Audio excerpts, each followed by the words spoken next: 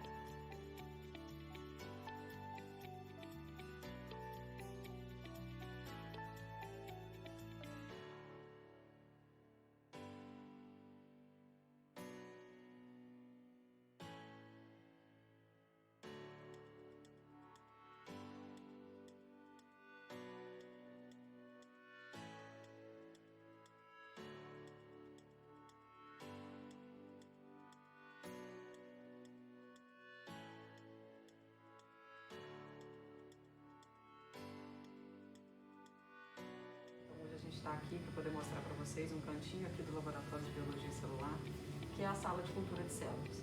Então, como vocês podem ver, essa sala, para a gente entrar nela, a gente precisa estar usando jaleco, touca, máscara e propé. Isso porque essa sala precisa ser um ambiente asséptico. Então, a gente precisa de evitar qualquer contaminação do ambiente externo aqui do laboratório para essa sala. Então, essa porta precisa ficar sempre fechada, para justamente evitar essa troca entre o ambiente externo aqui do laboratório e o interior da sala de cultura.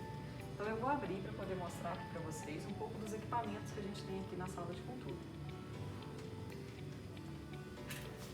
Então aqui dentro a gente tem o fluxo laminar, que a gente pode dizer que é o principal equipamento dessa sala de cultura, já que ele é responsável por garantir a segurança tanto de quem está manipulando a amostra, quanto da amostra que está sendo manipulada. Então, essa capela é chamada de fluxo laminar vertical, justamente porque aqui dentro, quando ela está ligada, a gente tem um fluxo de ar nesse sentido. Aqui em cima, então, a gente tem um filtro que vai filtrar esse ar à medida que ele se movimenta aqui dentro, de forma que quem esteja manipulando a amostra sentado nessa cadeira não vai ter contato com o ar que está dentro dessa capela, e a amostra que está lá dentro também não vai sofrer nenhuma interferência do manipulador aqui de fora. Então daí a importância de estar usando sempre luva e máscara, uma vez que qualquer perturbação que possa se fazer nessa corrente de ar lá dentro vai fazer com que entre esse ar daqui de fora e possivelmente contaminantes que a gente possa ter na cavidade oral, como por exemplo o micoplasma, que é um importante contaminante de culturas celulares, e que altera a cinética do comportamento da célula mesmo de cultura, e que vai influenciar lá na frente os testes, os experimentos que forem sendo feitos. Então, esse equipamento, quando ligado, a gente pode ligar ele, e ele vai ter aqui dentro uma luz ultravioleta. Então essa luz ultravioleta, quando ligada, ela vai tornar esse ambiente asséptico de fato e estéril, para que a amostra possa ser manipulada ali com segurança. A gente tem também aqui na sala de cultura esse equipamento que é o banho-maria. Então nesse banho-maria, todos os reagentes, todas as soluções que forem usadas na cultura de células são colocadas nesse banho-maria, para que atinjam a temperatura de 37 graus e só então sejam colocadas em contato com a célula. Isso justamente para poder evitar um choque térmico nessas células, porque aqui a gente tem um outro equipamento que é a incubadora. Então, como vocês podem ver, essa incubadora ela fica sempre em 37 graus e ela tem um teor de 5% de gás carbônico. Então, 5% de CO2 e 95% de O2. Então, todas as células que são mantidas em cultura ficam mantidas rotineiramente nessa incubadora em garrafas tipo S. Então, a célula vai ficar aqui, onde ela vai ter condições adequadas para poder crescer e manter o seu metabolismo para que a gente possa fazer os diversos testes que são feitos. Além disso, deixa eu pegar uma garrafinha aqui, só para poder mostrar, a gente tem também aqui na sala de cultura esse microscópio, que é um microscópio invertido. Então, por ser um microscópio invertido, vocês vão ver melhor sobre o microscópio com outra pessoa, ele vai permitir que a gente consiga ver a célula que está aderida no fundo aqui dessa garrafa. Então, a gente consegue ver perfeitamente a morfologia da célula, o núcleo celular, se a célula está se dividindo e como que está a viabilidade dessa célula. Então, pessoal, como a gente comentou, esse ambiente dentro do fluxo precisa ser um ambiente estéril. Então, todo esse material que a gente coloca aqui dentro do fluxo, ele precisa ser limpo, toda a superfície do material tem que ser limpa com álcool 70. Aqui eu vou colocar um frasco, que é um frasco que já está estéril, esse frasco foi autoclavado. Então, a gente limpa toda a superfície do material novamente com álcool 70. E aí a gente coloca esse material aqui dentro do fluxo. Como uma forma de garantir a esterilização do material, como eu comentei, a gente liga aqui essa luz UV. Vocês vão ver que vai acender uma luzinha roxa aqui dentro. E essa luz vai permanecer acesa por 30 minutos, que é exatamente o tempo de esterilização do material aqui. Então, só daqui 30 minutos que esse equipamento vai estar apto para a gente poder manipular a amostra aqui dentro. Passados 30 minutos, nós vamos fazer agora a troca do meio das células. Esse meio aqui ele já está mais consumido, por isso a gente precisa fazer essa troca. E a gente pode perceber esse consumo desse meio pela coloração dele. Como vocês podem ver aqui, ele está bem mais claro, com o meio considerado um meio novo, ele é mais rosa, mais avermelhado. Então, como já explicado, nós precisamos fazer a esterilização primeiro da garrafa, passando um álcool nela, para evitar qualquer tipo de contaminação.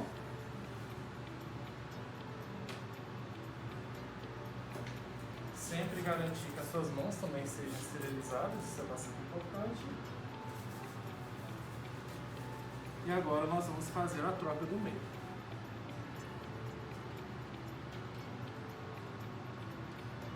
Abrindo a garrafa da cultura, nós sempre deixamos a tampa da garrafa virada para cima, para evitar qualquer contato com a superfície, evitar contaminações.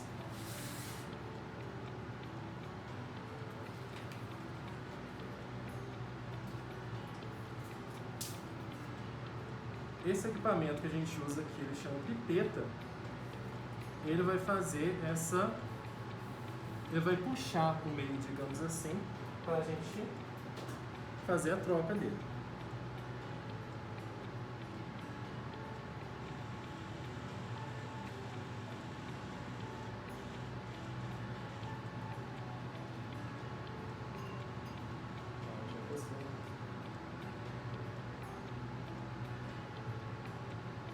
Então, nós fazemos a retirada desse meio mais antigo.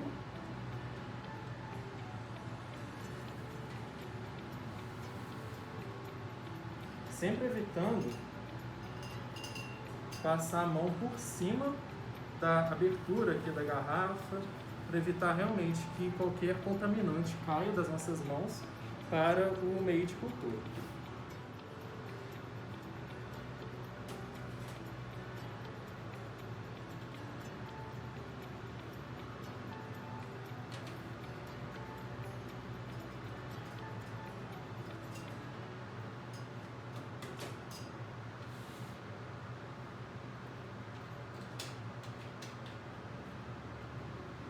E agora, com a garrafa cheia, nós levamos ela para a estufa.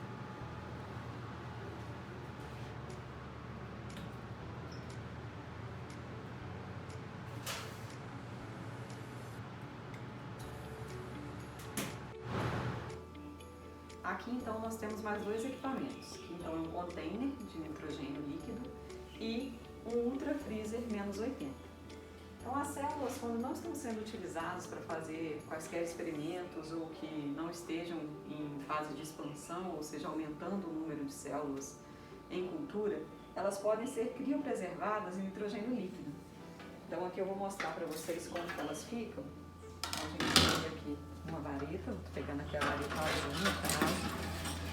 E aqui são todos criotubos com células. Então as células ficam congeladas em nitrogênio líquido e esse congelamento é feito em soro fetal bovino com 5% de DMSO. O DMSO, no caso, é um criopreservante. Então a função do DMSO é impedir que se formem dentro da célula cristais. E esses cristais prejudicariam a viabilidade celular por provocar danos à membrana da célula. Então, quando a célula é mantida aqui em nitrogênio líquido, ela fica a uma temperatura de aproximadamente menos 196 graus. Então, a célula pode ser mantida aqui por tempo indeterminado, porque todas as reações bioquímicas que acabam prejudicando a viabilidade celular ficam de fato paradas quando a célula está congelada em nitrogênio líquido. A gente tem outra possibilidade de manter células que é nos ultrafreezer. Então aqui a gente tem o -80, que a gente pode então manter também as células congeladas aqui. Então normalmente elas ficam em caixinhas como essa, da mesma forma dentro dos criotubos. Porém, a temperatura aqui, ela é menos fria do que no caso do nitrogênio. Então, manter uma célula congelada no -80 é viável, desde que seja por um período menor. Algumas amostras suportam ficar por meses, algumas até anos, mas por tempo indeterminado, o mais aconselhável seria de fato manter em nitrogênio líquido. Como vocês viram lá na sala de cultura, onde nós crescemos as células numa garrafa, vocês lembram que nós colocamos as células em um líquido nessa garrafa, né? Na verdade, essas células estão crescendo na base dessa garrafa e o líquido está em cima dessas células, né? Então, para tirar as células da garrafa, o que nós fazemos é usar uma enzima que chama tripsina, e essa enzima vai soltar as células do fundo da garrafa. E essas células vão ficar ali todas flutuando, digamos assim, naquele meio. E esse meio nós pegamos, colocamos eles num tubinho e nós vamos então centrifugar esse meio para que as células, elas que são sólidas, né, nesse meio líquido, elas vão decantar, elas vão vir aqui para o fundo desse meio tubo, porque elas são mais desse meu tubo, porque elas são mais pesadas. Então nós fazemos isso aqui na centrífuga. Nós colocamos o tubo aqui na centrífuga e nós simplesmente vamos colocar elas para rodar. Ela funciona como se fosse uma máquina de lavar mesmo, que vai centrifugando ali o que tiver aqui dentro.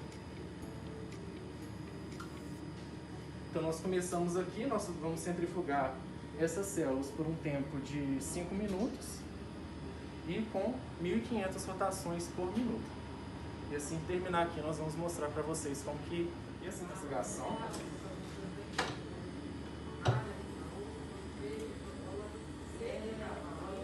pegar agora o tubo para ver como que ficou.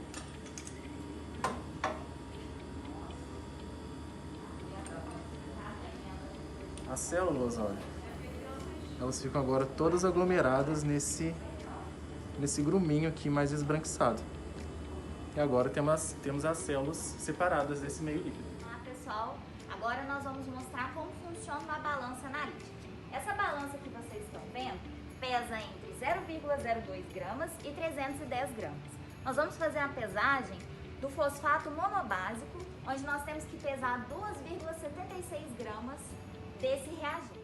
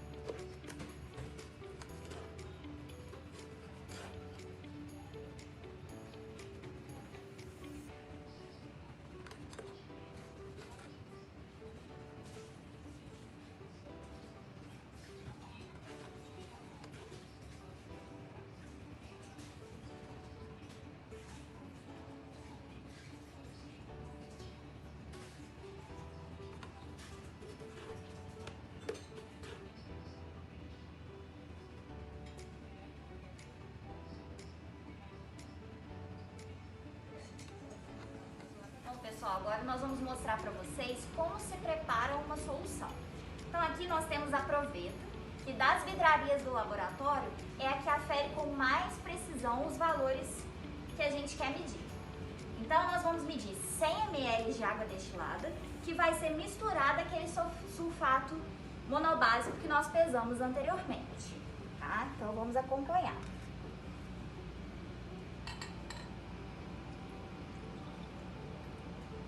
Após o despejo da água destilada dentro do becker, que é o nome dessa vidraria, nós vamos agora misturar o sal à água destilada.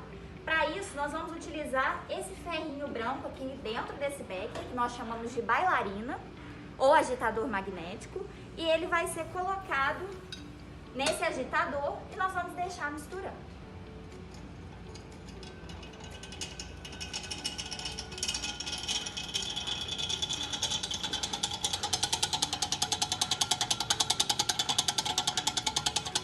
Então, pessoal, outra etapa importante do preparo de soluções é o aferimento de pH.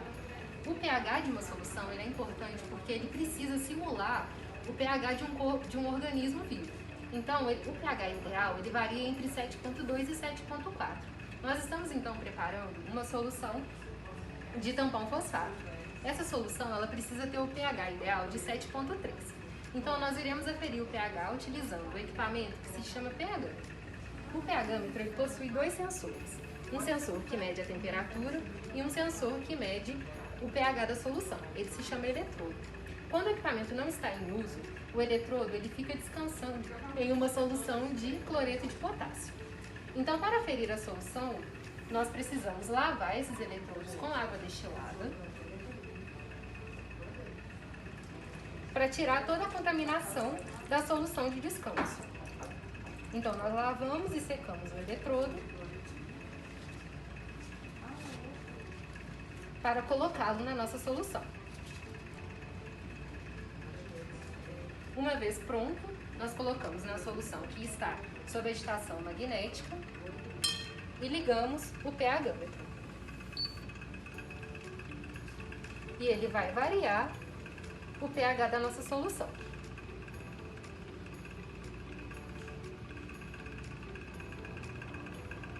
Uma das atividades de rotina no nosso laboratório é a confecção de lâminas histológicas. Nesse processo, um dos equipamentos mais importantes é o micrótomo. O micrótomo ele funciona basicamente como uma máquina de fatiar presunto e queijo que nós encontramos na padaria ou no mercado.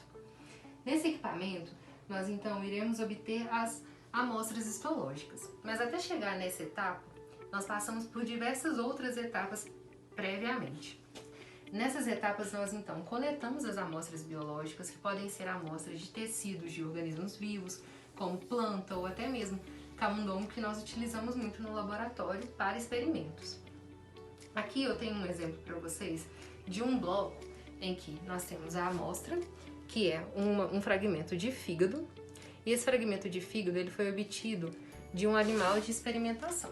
Então, nós previamente fixamos esse material e emblocamos ele para chegar até a etapa de microtomia, que nada mais é do que tirar fatias muito finas desse material para que nós possamos posteriormente corar essas lâminas e observar a morfologia de um tecido ou identificar as células desse tecido. Emblocadas então em dois materiais principais.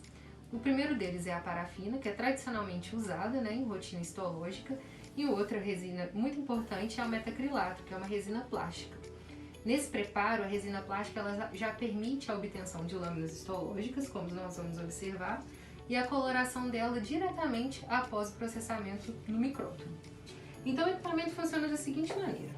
Nós encaixamos então o nosso bloco com a amostra e vamos utilizar uma navalha de vidro, que é o ideal para a obtenção de amostras histológicas, os cortes para as lâminas, quando o nosso material é emblocado numa resina plástica.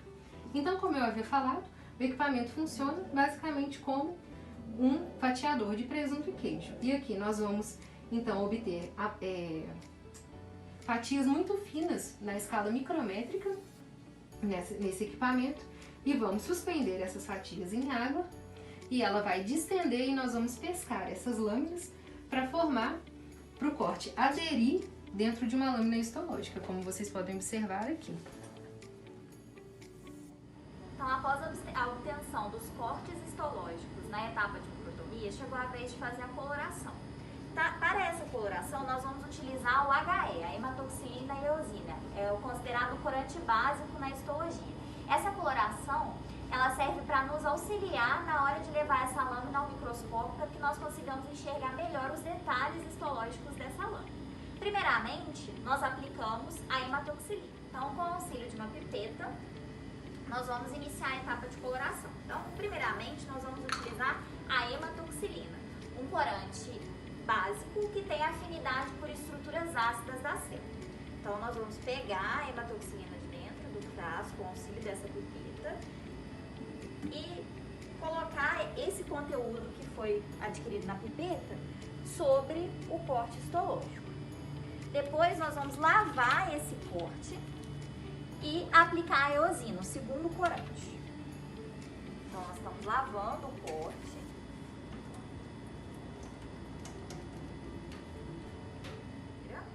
Vamos colocar outra ponteira para poder pegar a eosina e colocá-la sobre o corte histológico. A eosina, ele é um corante ácido, então ela tem afinidade por estruturas básicas da célula. Então, nós vamos colocar a eosina sobre o corte. E, assim como foi feito para a hematoxilina, nós vamos lavar essa lâmina após o tempo necessário para a coloração. E como resultado final, a lâmina fica dessa forma, corada com hematoxilina e eosina, que é a coloração mais de rotina que nós chamamos dentro da histologia, que é comumente chamada de HE. Um dos equipamentos importantes do nosso laboratório é o scanner de lâminas. Como o próprio nome dele diz, o scanner de lâminas permite o escaneamento de lâminas histológicas completas e, através desse processo, nós conseguimos obter imagens em alta resolução, que nos permite visualizar em maior detalhe a completude do tecido e os detalhes das células que os compõem. Agora eu vou mostrar para vocês o funcionamento do equipamento. Eu tirei a capa de proteção para vocês visualizarem o processo automatizado.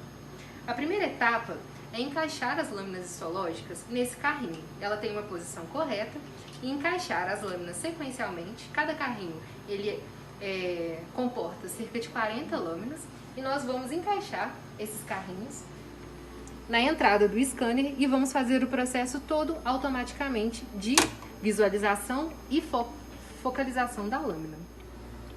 Agora nós iremos mostrar o processo automatizado da captura e o escaneamento das lâminas. Nós pedimos então no computador para que a lâmina seja focalizada. Então o carrinho desceu e agora nós iremos pedir para ele puxar a primeira lâmina para iniciar o processo de focalização. Como vocês podem observar, é um processo todo automatizado. Agora, a lâmina será encaixada nessa estrutura amarela. E aqui vocês podem observar uma objetiva de até 20 vezes que irá focalizar o corte.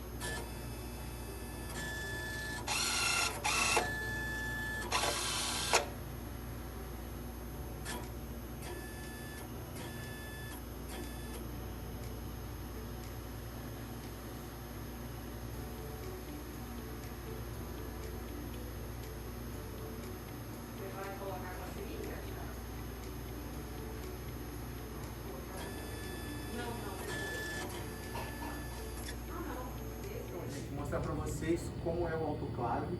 É uma máquina que a gente normalmente utiliza para esterilizar qualquer equipamento, porque quando a gente vai trabalhar com cultura, qualquer outra coisa do tipo, a gente precisa realmente ter o material esterilizado para não ter nenhum tipo de contaminação e estragar o nosso trabalho. Então a gente usa esse equipamento para esterilizar tudo antes e ficar tudo direitinho. Isso aqui nada mais seria do que uma panela de pressão gigante, onde a gente vai esterilizar as coisas pela temperatura. Aqui a gente consegue manusear ela dando essa pisada primeiro, abrindo aqui e mostrando um pouco do interior para vocês. Esse bloquinho é o resultado após a etapa de inclusão do material biológico no processamento para microscopia eletrônica de transmissão. Na inclusão, o fragmento de um tecido ou pellet de uma suspensão celular são incluídos em uma resina, no caso aqui a resina Epox 812, também conhecida como EPOM. No próximo passo do processamento, esse bloquinho ele é desbastado com o auxílio de uma gilete, tá? Esse processo ele é feito em lupa. Nós vamos desbastando todo o excesso de resina no ápice aonde se encontra o material, formando uma espécie de pequena pirâmide. A formação dessa pirâmide, aonde no ápice se encontra o material, é muito importante para a próxima etapa, que seria a microtomia. No caso, para a microscopia eletrônica de transmissão, é realizada a ultramicrotomia, que é responsável pelo seccionamento do material biológico. O bloquinho ele é encaixado no ultramicrótomo e com o auxílio de uma navalha de diamante, que é acoplada a um recipiente onde é colocado água, o seccionamento vai ocorrendo. Os cortes vão se dispondo na superfície de tensão superficial da água. Com o auxílio de uma pinça, uma grade de microscopia eletrônica é disposta abaixo da superfície da água. Desta forma, pegamos os cortes ultrafinos de modo que estes fiquem acima da grade. As grades com os cortes ultrafinos são colocadas em papel de filtro e então acondicionadas até a próxima etapa, que é a contrastação do material. A contrastação é realizada colocando as grades com os cortes ultrafinos acima de gotas de citrato de chumbo.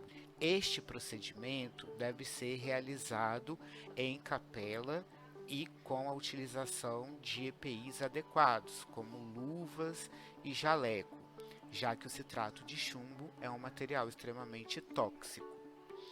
Após alguns segundos, as grades com os cortes são retiradas,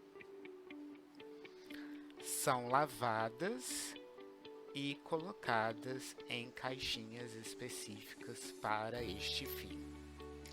Posteriormente, estas telinhas com os cortes são analisadas